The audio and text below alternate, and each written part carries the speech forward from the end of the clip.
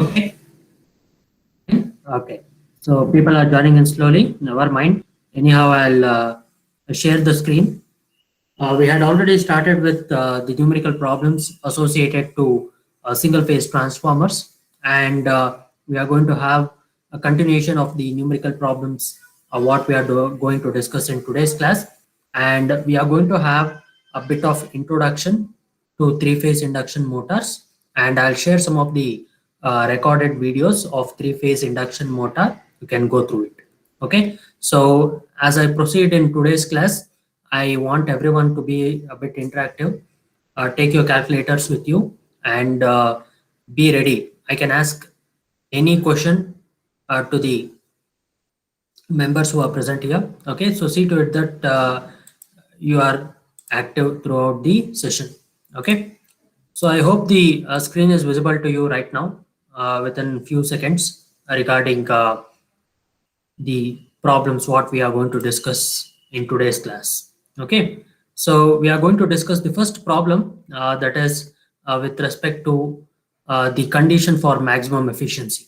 Okay, so we had solved quite a few number of problems related to EMF equation, transformation ratio, and what is a maximum flux and flux density.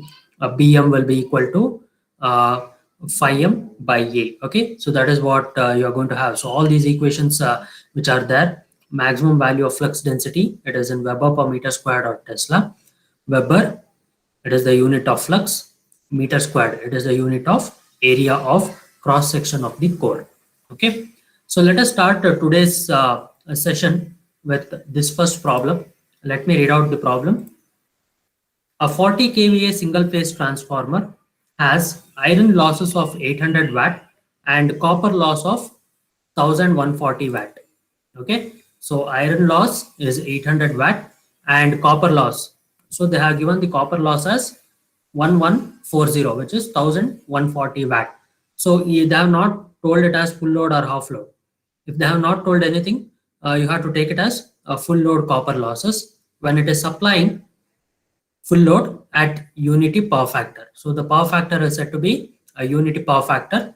Calculate the efficiency of the transformer at unity power factor at both half load and full load. Okay, so this is the question what they have asked. Okay, so write down the given data.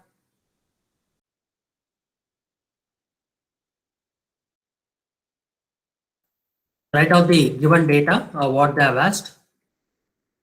Okay, so first we are going to do it for full load. So what is the value of X for full load? Jayant Amar, what is the value of X for full load?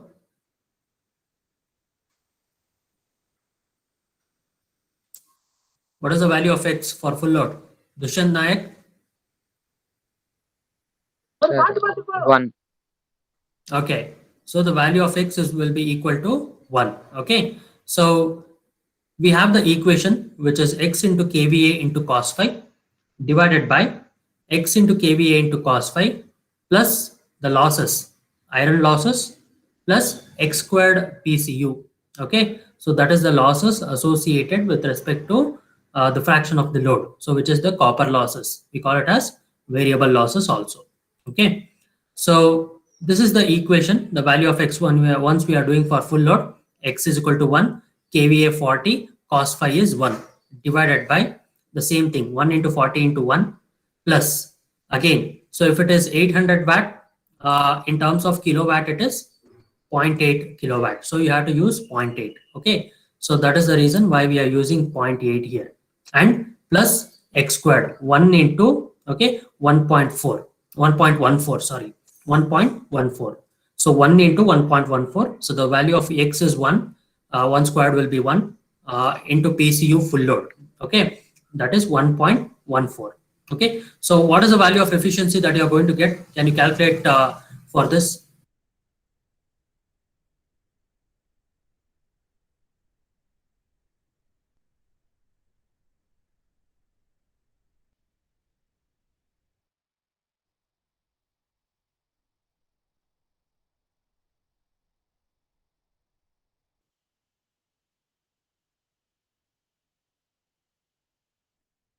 Yes, can anyone tell me what will be the value of efficiency that you are going to get there?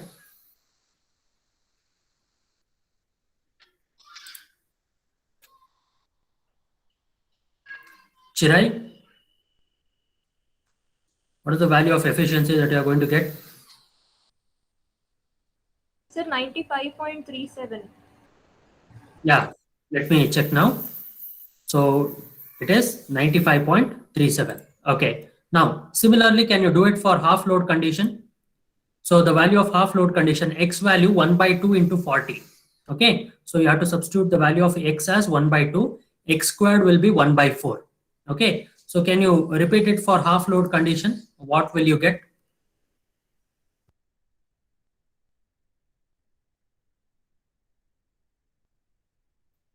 Hemant PV?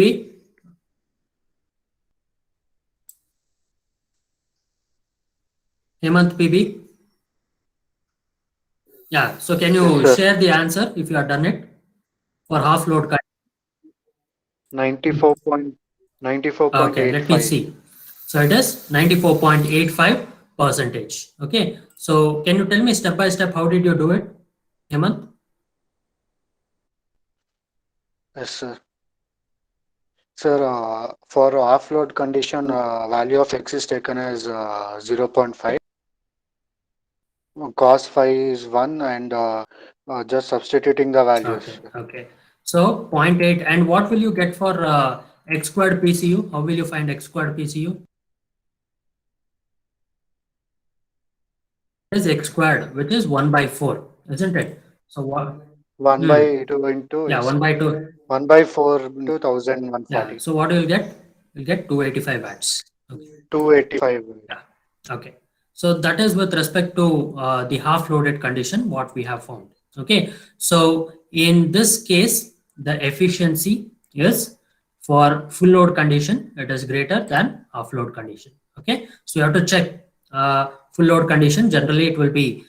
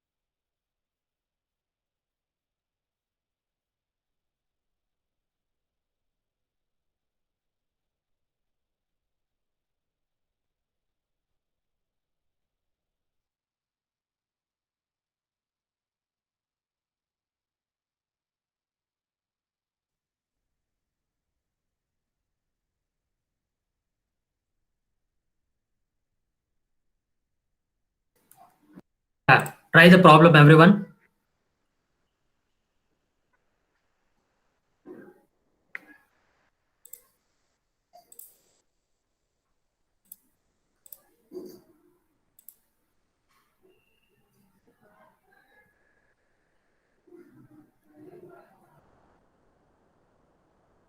I want everyone to try the problem and share the answer. I will ask anyone to share the answer to the class. I want everyone to do it.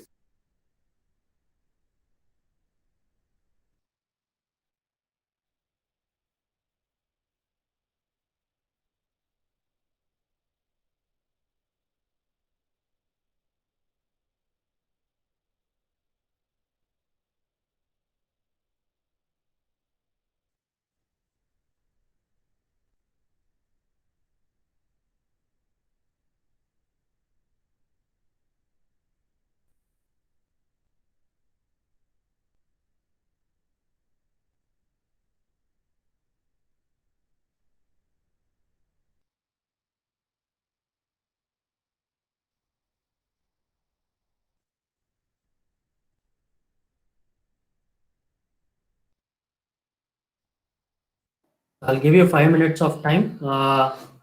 So 2:15, you have to show me the problem.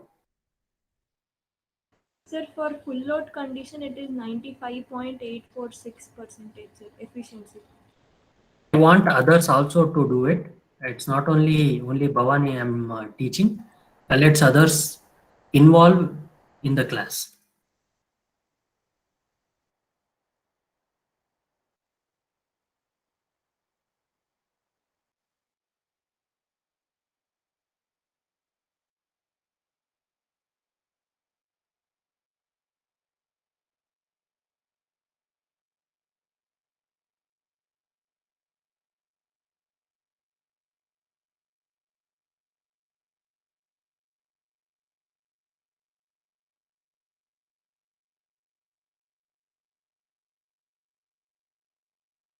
Darshan Kumar HS, Darshan HM,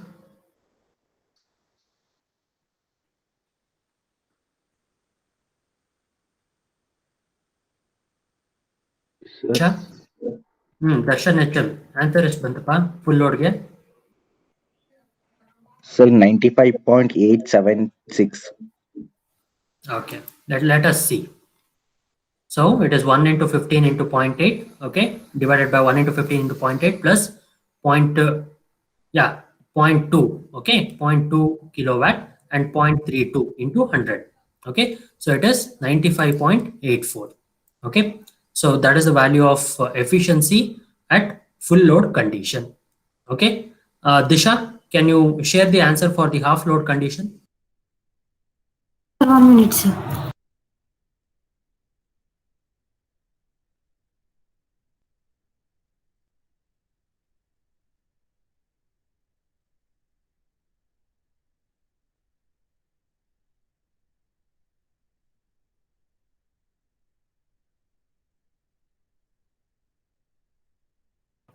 So 95.54%.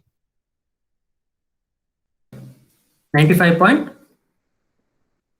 54. Yes, exactly. So that is the answer that you get for half loaded condition. Okay. So it is more or less the same, but always it is the full loaded condition will have the value of efficiency greater when you compare with the half loading condition. Okay. So let's move on to the next problem. It's a bit different from the previous one. Let me go step by step for this problem in case of the efficiency is already given. Okay, what you are seeing in this transformer, the efficiency of a single phase transformer is already given. Let me read out the problem. A single phase transformer working at unity power factor has an efficiency of 90% both at half load and at full load. Okay, it is a 500 kVA transformer, single phase transformer. So you have to determine the efficiency at 75% of the full load. Okay, so this is the a problem where they have already mentioned. Okay, so in the previous problem, why I made you to do that is, so nearly the efficiency was 95%. Okay, did you observe? So nearly it was 95%. So we generally take it as 95.5%. Somewhat it is same when you compare it with the full load and the half load. Okay, so this problem here where you will be seeing the efficiency both at the half load and the full load, it is 90%. Okay, so it might be 92% or 95%. We never know. At full load and half load, the efficiency is said to be 90%. They have given it as 90%. The rating of the transformer is 500 kVA. Okay, so this is one of the problems which you might expect for the internals. Determine the efficiency at 75% of full load. So what will be the value of X for 75% full load? Can anyone tell me?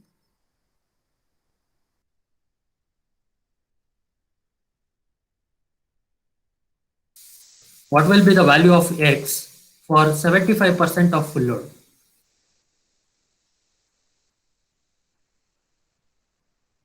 What is X if it is 75% of full load? Aishwarya?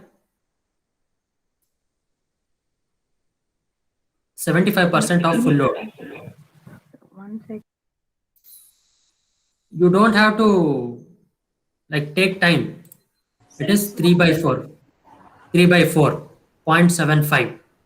The value of x is 0.75 or 3 by 4, isn't it? 75% of full load. Okay, so that's how you can determine.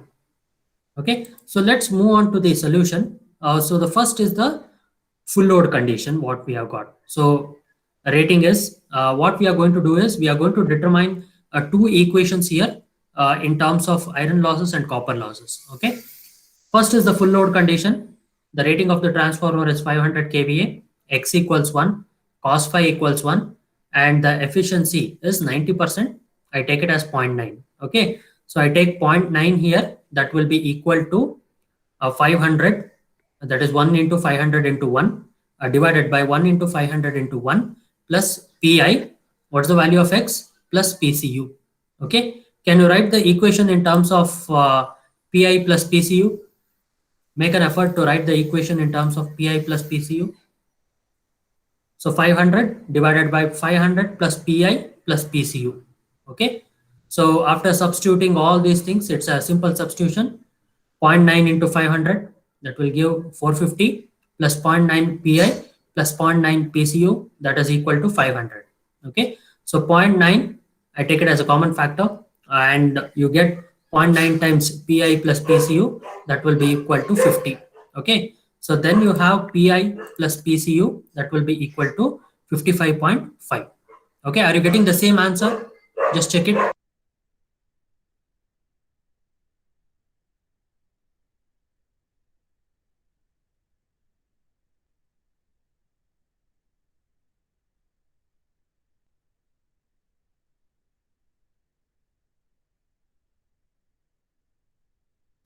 Okay, so yeah, so you are getting the same answer.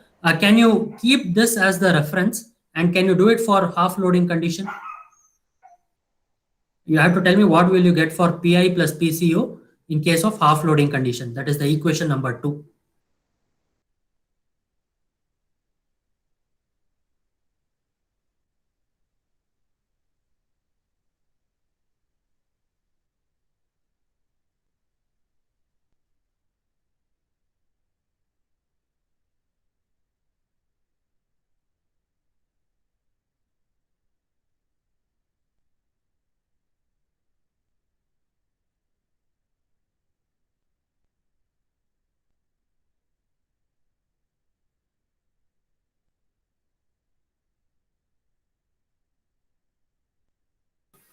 I made it easier for you right now.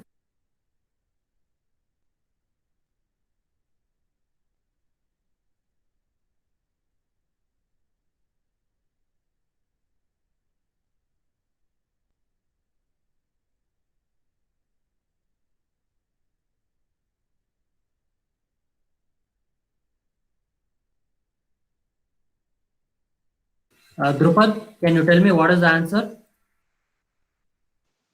Sir, 4 pi plus PCU is equals to 111.111. Okay, Equation. pi, yeah. So 4 pi plus PCU equals 111.11. Correct. Exactly. Okay. So that is one thing that you need to keep in mind. So you will be getting two equations. Okay. So I have to solve these two equations. Let me go ahead and solve it. So I can take it as 2 minus 1. Okay. So we'll be getting 3 pi.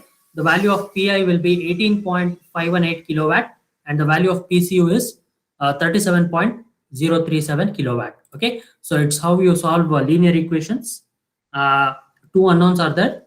Two equations you will get. So you will be getting the value of pi as 18.518 kilowatt, a PCU as 37.037 kilowatt.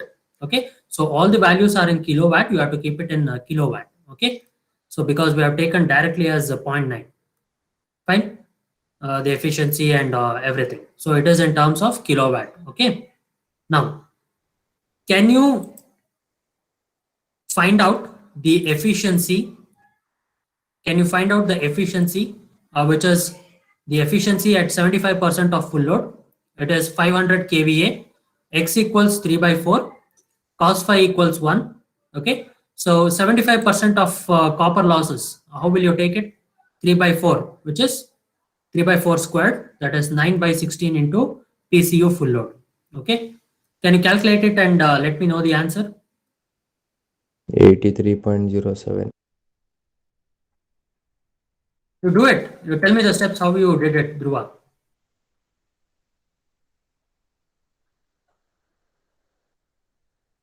Tell me the steps. How did you get the answer? And comment which loading condition will lead to better efficiency.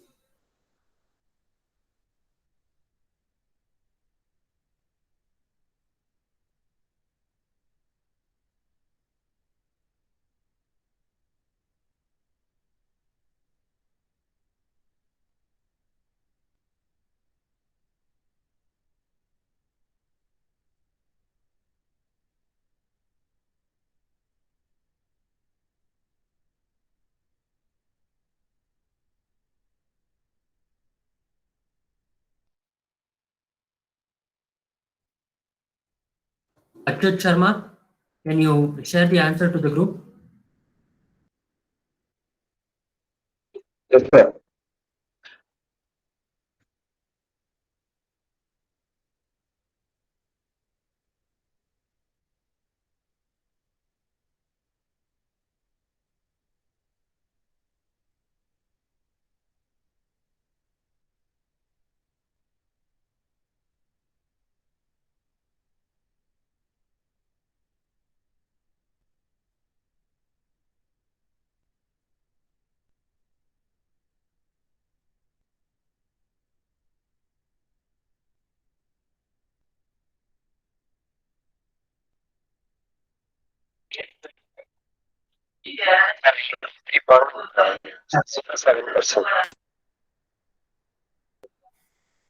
It's a lot of noise at the background. You can share the answer in the WhatsApp group. Okay, how you have done it, Achyut Sharma. Okay, so we got x as 3 by 4 and kVA, which is 500 into cos phi. Okay, so the same thing, we are going to have pi plus x squared PCU. So x squared, that is 75%, that is 3 by 4 squared. So we are going to get it as the value which is there, 9 by 16, okay, into 37.037.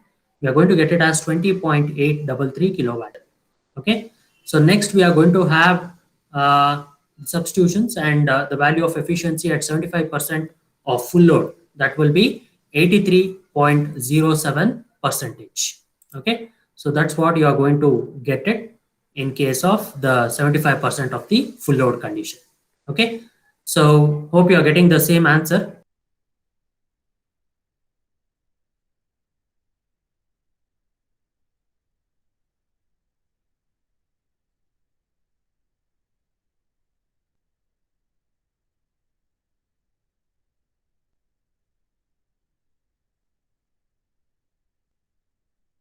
I hope everyone is getting the same answer. Okay, fine.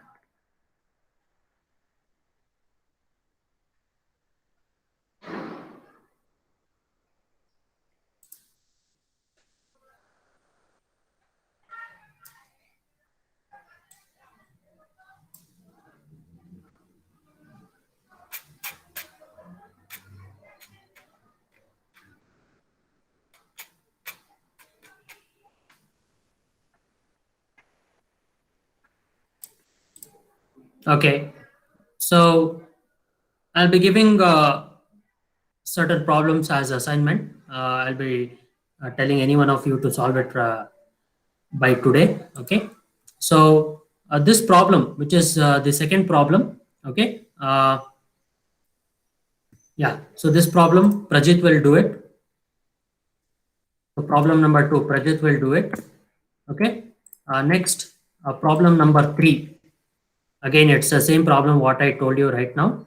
Instead of 90%, it is 92% and efficiency is 0.9. Okay. Problem number 3, Janavi will do it. Okay. So next, problem number 4. Okay. Problem number 4,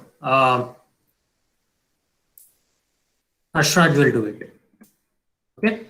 So these are the three problems which are there, out of which you will be getting one of the problems or similar sort of a problem. You will be getting it for the upcoming test.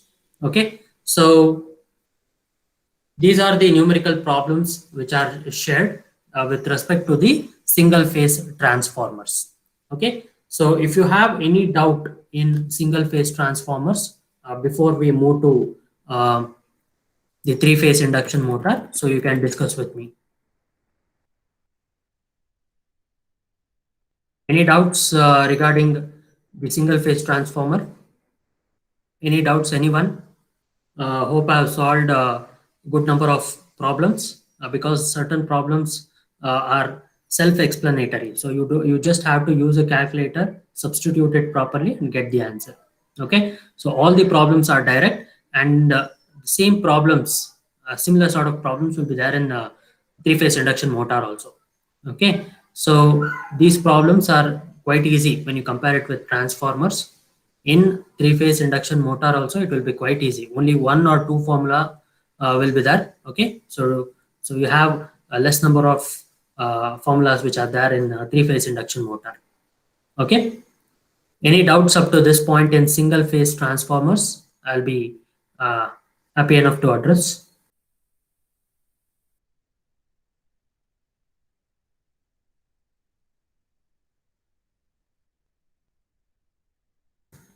Okay, so we have completed module 3A, which is single phase transformers.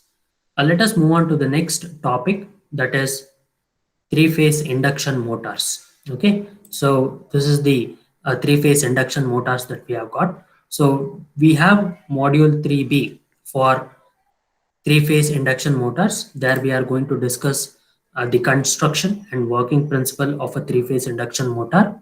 Next, we have got a derivation of concept of rotating magnetic field, that is we can tell it as RMF. Okay, and we have got slip and its significance, and we have got necessity of a starter. Okay, so why starter is required in a three-phase induction motor. Okay, so let us discuss in today's class regarding the construction and working principle, and later we are going to have the concept of rotating magnetic field that is already there in the written notes whatever I have shared, and we'll discuss slip and its significance and some problems after that, and later we are going to have a necessity of the starter and what are the applications of a three-phase induction motor. Okay, so those are the concepts that we are going to discuss in today's class. Okay, so right now what we see here, the most widely used motor. Okay, so we have DC motors also.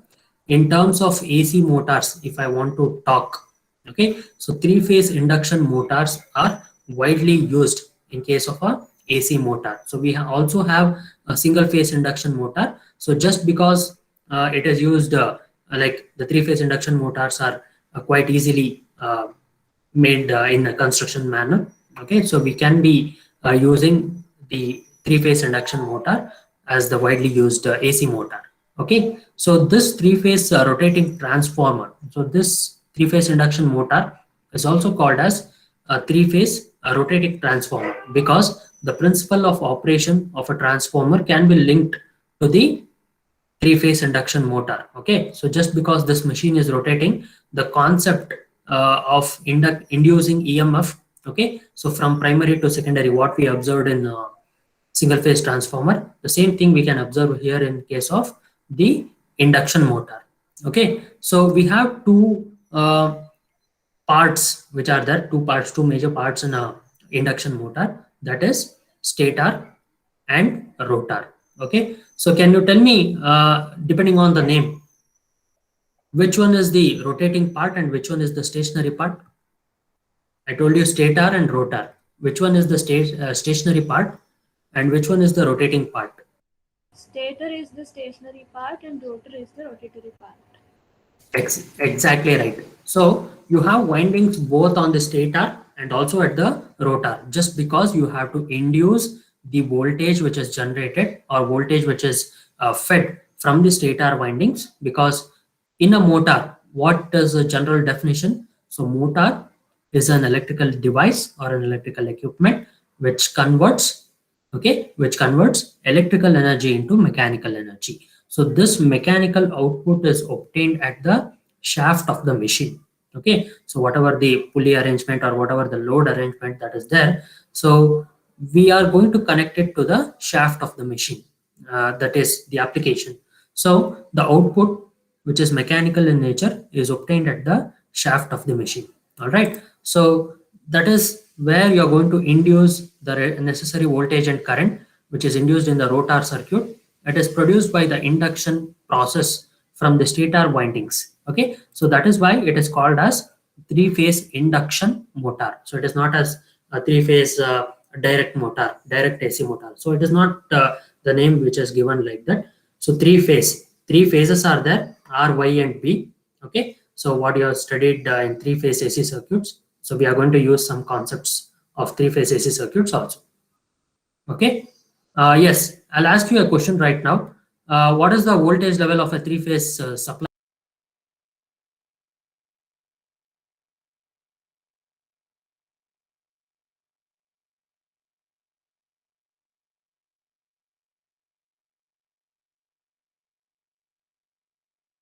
What is the three-phase voltage supply that you have got? Typical values of voltage and current, three-phase.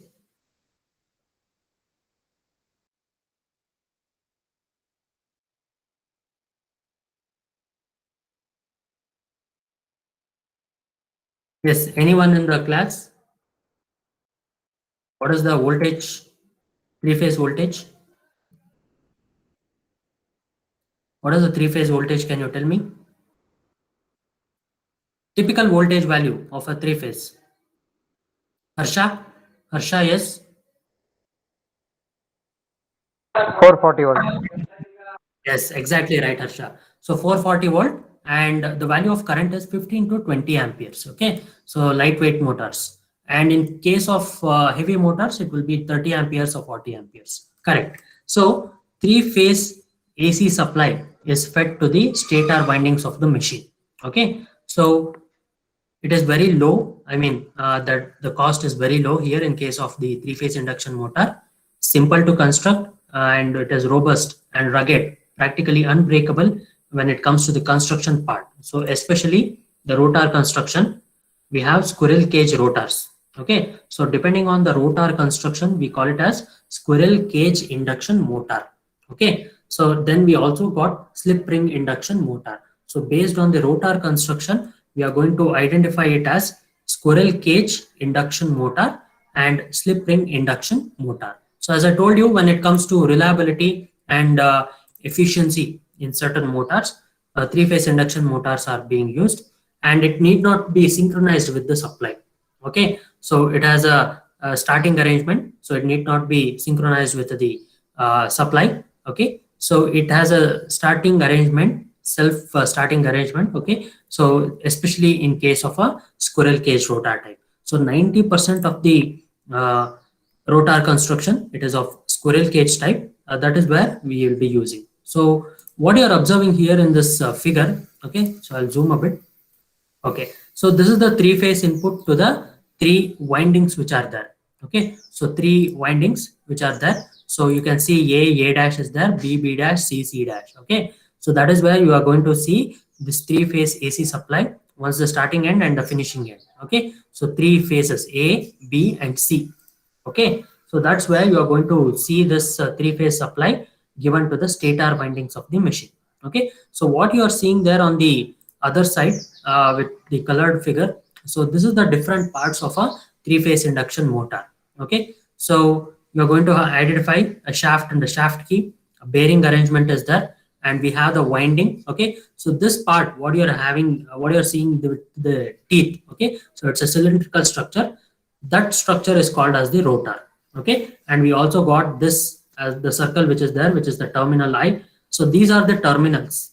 Okay, so three terminals are there. It is a three-phase induction motor. So we have got fan and a fan cover, and we got the frame of the motor bearing on the other side, two like this side and the other side, and we got stator and rotor, and we got the nameplate details also. Okay, so nameplate details is one thing where you can have all the details of the machine on the nameplate. Okay, so certain details of the machine where it is can be seen from the outside of a machine, you can have the nameplate details. Okay, just like having an ID card.